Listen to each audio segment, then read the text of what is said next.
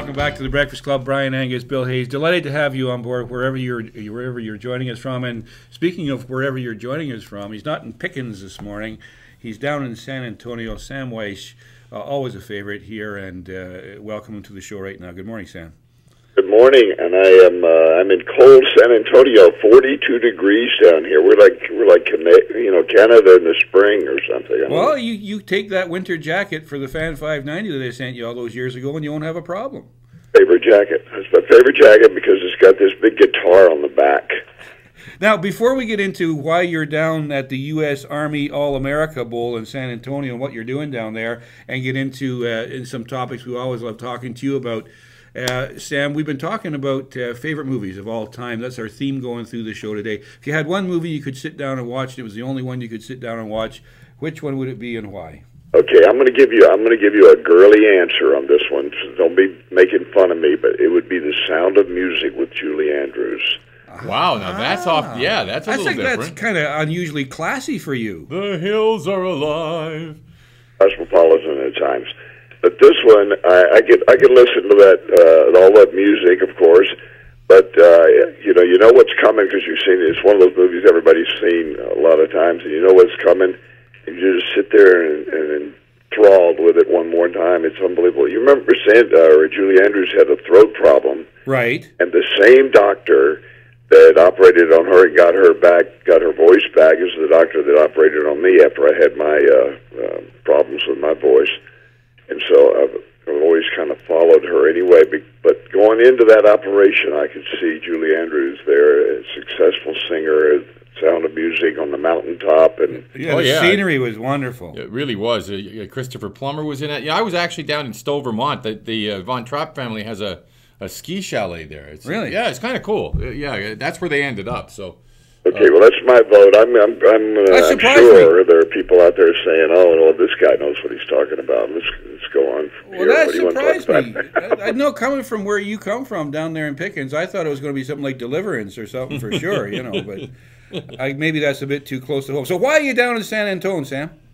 The Army All-American Bowl, which is going to be televised on NBC at 12 o'clock this Saturday. All right.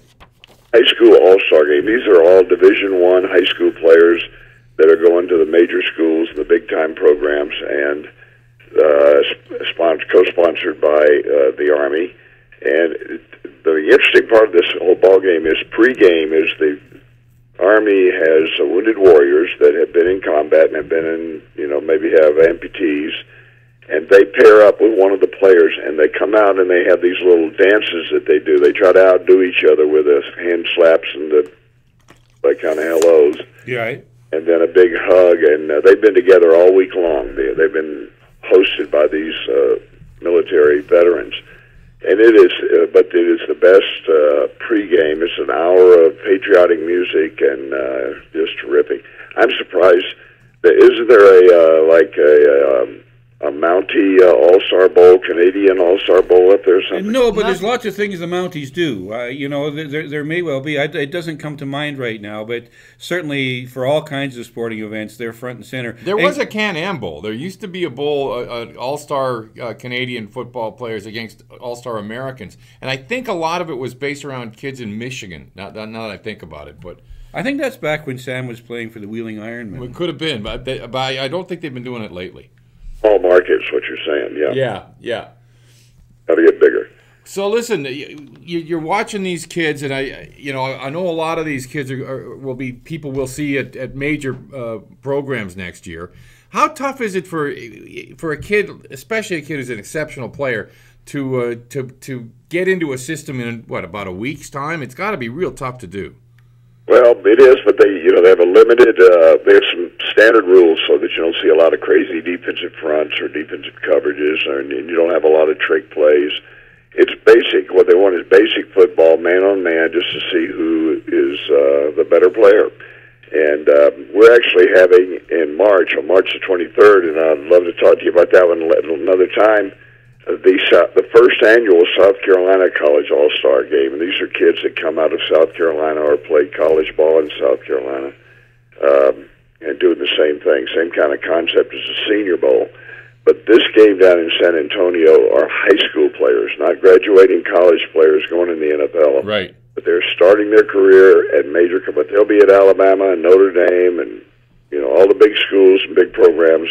These are the kids that go into it. So, future stars.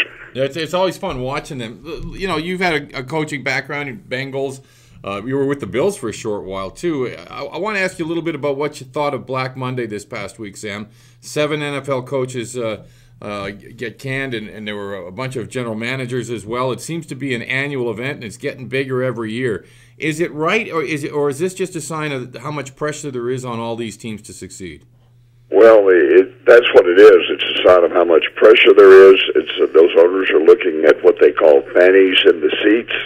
You know, if attendance start to drop because the performance on the field's not good, you're not winning games, and that can cost you a job. Even though you're working night and day and you're doing the best job you can, and maybe you're short or injuries or whatever, maybe you're short a few players, and you're just not going to be beating the good teams, they're still going to blame the coach for losing the game. That's just the way it is. It's measured by the scoreboard, not by anything else.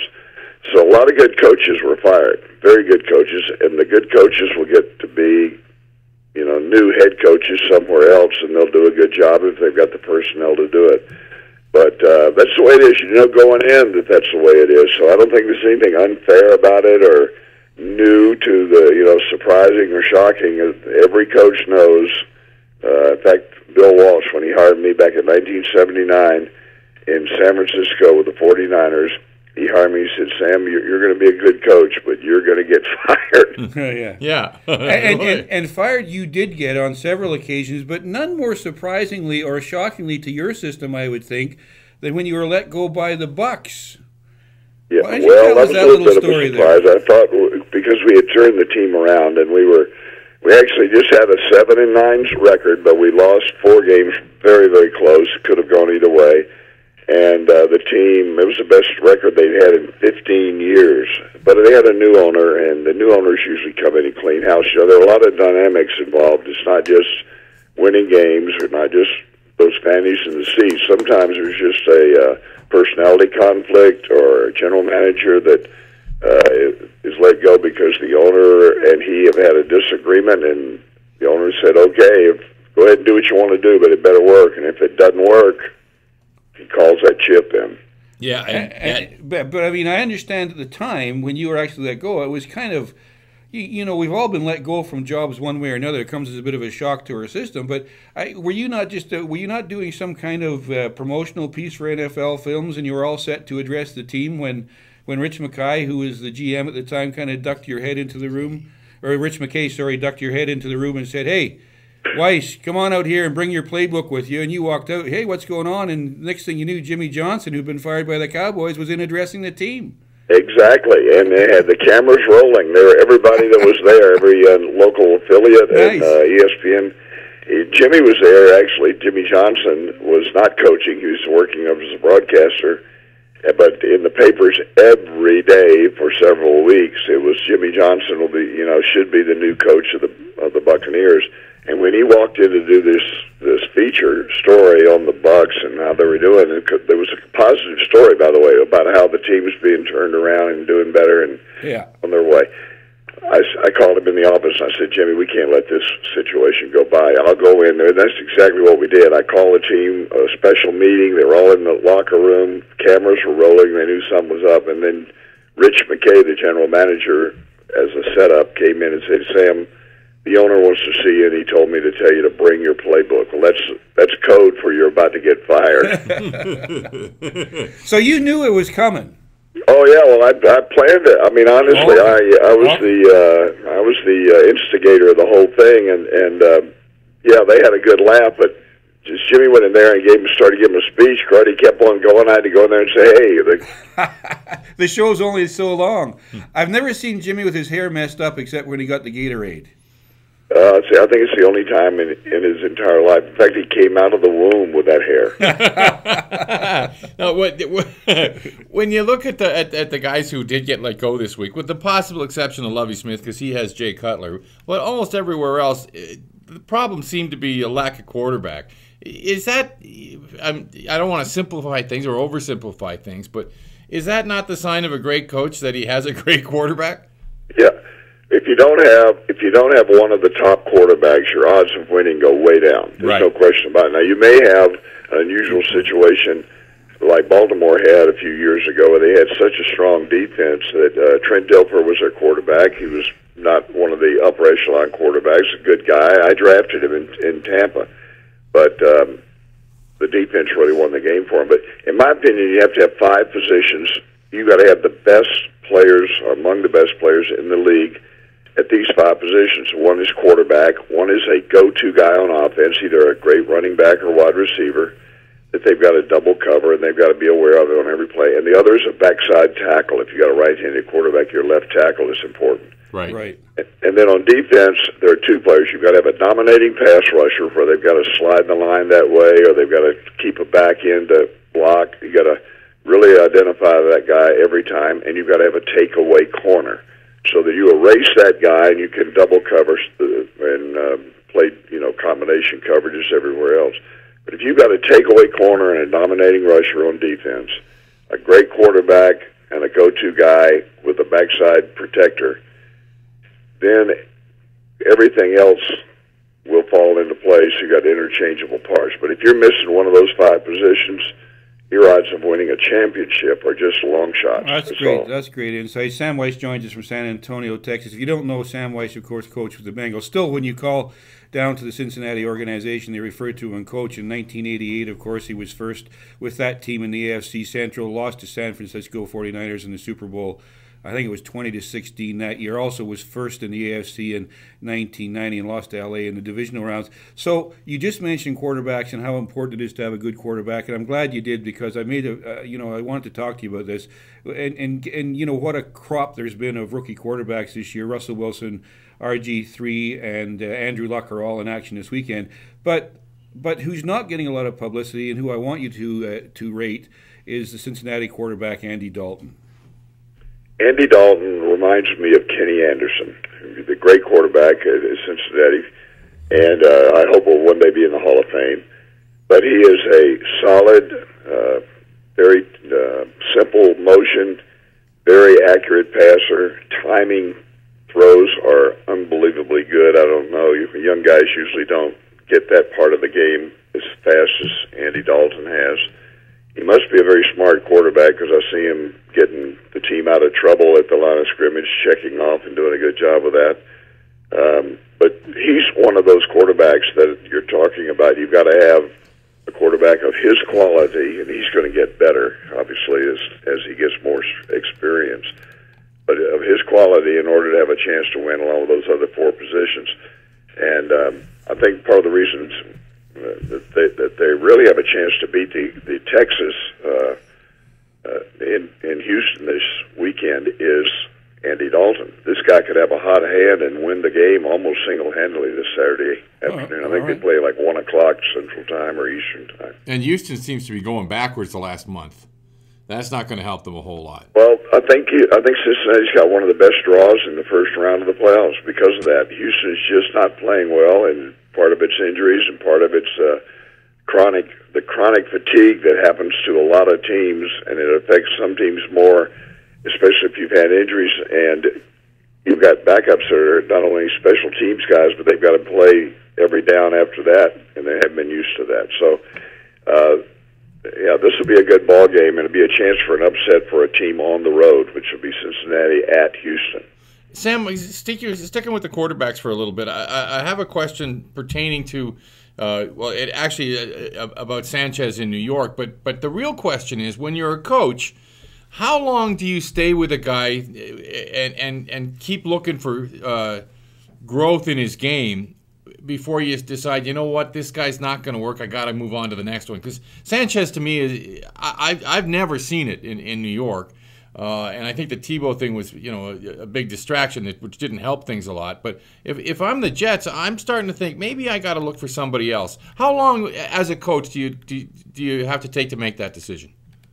Well, there's not actually a time that I could give you, but it is at some point you say to yourself, okay, that's it. I mean, and that point usually happens within 1 year.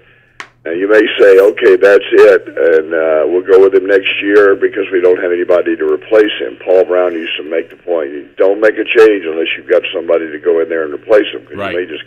you may go downhill with your next guy. But I agree with you. I think what happens is, and it's happening in New York, is the entire team is losing confidence in the guy with the ball in his hand. And that's because of the way that was handled this year, which I didn't think was, it was very awkwardly handled by the team with Tim Tebow. I don't know why they signed him and put him on the bench. You don't sign a big name guy that's going to be in the headlines and leave him on the bench to create a quarterback controversy, or at least right of a lot of editorials being written.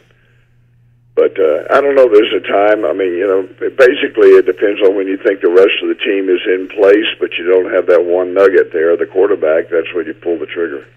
Sam Wyche, of course, was the quarterbacks coach with the Buffalo Bills from 2004 to 2005. So talk about Tim Tebow a little bit, because he really is still a lightning rod. Didn't get a chance to play at all this year. I mean, there are those who just love him and his leadership, and we know the all the foo-for-ah that went around him when he was down in Denver, and now everyone's wondering if he's going to go to Jacksonville or whatever. But as a quarterbacks coach, as a guy who knows this league and has been part of it from every possible position, Sam, rate Tim Tebow, or what are your thoughts on him? Well, I actually worked with Tim Tebow when he came out of Florida. His agent, Jimmy Sexton, called me at the request of Tony Dungy, who had recommended me at the request of Bob Tebow, Tim's dad, asked Tony. They both live in Florida, although Bob is a missionary and travels out of the country a lot. But I went up to Franklin, Tennessee, outside Nashville, spent 2 days with Tim Tebow and the quarterback from starting quarterback from the University of Tennessee. Worked with both of them. But Tim Tebow, after those 2 days, number one, he's actually too smart sometimes. This guy understands not only the offense, but the theory of defenses. He understands how defenses take certain things away from you, which is crucial as time goes on, if he were to become a starting quarterback. But he's got all the throws. He can take something off of it and lay the ball off to a back. He can throw it online, deep down the field. He's one of the best long passers I've been around. Really? Now a lot of people think he can't throw the football. I don't know what they're saying. You know why you don't throw the football? You got a lousy offensive scheme. That's why. I watched the Jets late, and Denver, frankly, was the same way. They send 5 guys deep. 4 of the 5 guys start gearing down. I'm talking about wide receivers. Start gearing down after they're about 10 or 12 yards down the field. They figure, well, I'm covered. I'm not going to waste my energy. And there's nobody to lay the ball off to. There's no West Coast offensive theory involved in both of those schemes. But the Jets, it was ridiculous. In fact, the commentators picked up on it and showed what happened. Look, 5 guys running deep, all of them covered, nothing underneath. There's no design to the passing attack. I think he was put in an awful situation, and it was in Denver, and still won for them. They would not have won, what was it, like 6 games or something there in a row, or close to it in a row. Tim Tebow won for them.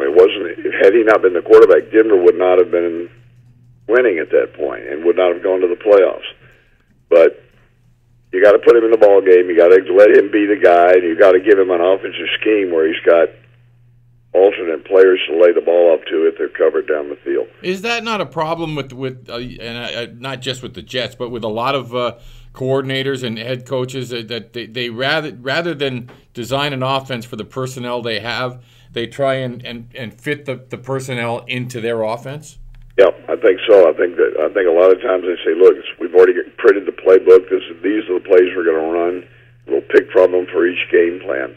And you got a new ball player that comes in that has another dynamic can add another dynamic, and has a certain style that you should feature with him. I mean, in the first place, left-handed quarterbacks usually roll out to the left more than they do. They get out of the pocket. I don't know that I ever saw him in New York. He was sitting back in the pocket with all the backs gone. Nobody helping to block those 5 linemen, and they had a beat-up offensive line. They really couldn't hold them out long enough for those guys to get deep. It was just, I thought it was Tim Tebow's fault. He did everything he could do under the circumstances.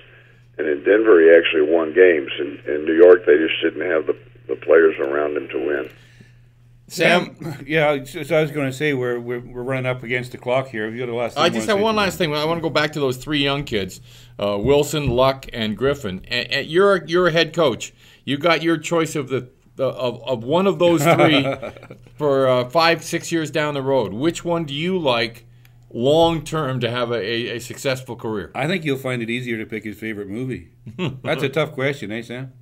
This was an easy one because you put all the names in a hat, and you close your eyes, you reach in, and you can't lose. They're all three going to be long time. I think the guy that probably has the chance to not be as long will be RG3, just because he scrambles, he's going to get hit a lot, and I think the other two are going to get rid of the ball and lay that ball off to what I call save a sack throws or dump offs that just let him, make something happen if you can. And you don't get hit as much. The quarterbacks getting hit, like Robert Griffin's going to get hit over his career, they're just more susceptible to injuries, and over time it wears on the chronic fatigue of it all will wear on him. But he is a great, boy, is he fun to watch. I mean, all three of those guys are good for the National Football League. Well, Sam, I could talk to you all morning long. The problem is I don't know if our viewers would want to listen to it, so I'll have to let you go now. Most people have already walked away from the show already. I haven't even got into your college career, folks. We talked about Sam and all the different roles he's did, but I didn't ever know that you were a basketball coach at Indiana and back in 1983 when you had the Hoosiers. Wish I had been. There was this other young coach there named Bobby Knight. Exactly. Yeah. He seemed to, he was doing all right. Oh, it was a football team you had. We'll tell that story someday as well. Sam, have a great time down there. In San Antonio. I know you're going to be talking to these young men and stay warm. And I know that all the wisdom and your inspirational talking speeches that you give will be well received, as they always are. Take care, my friend. And you're the blunt of a lot of my stories, as we put it down here. So. Take care, Sam. And rightly so. Take care, Sam. All right, don't just stop at the end of the day. Talk to you later. Bye-bye. Sam.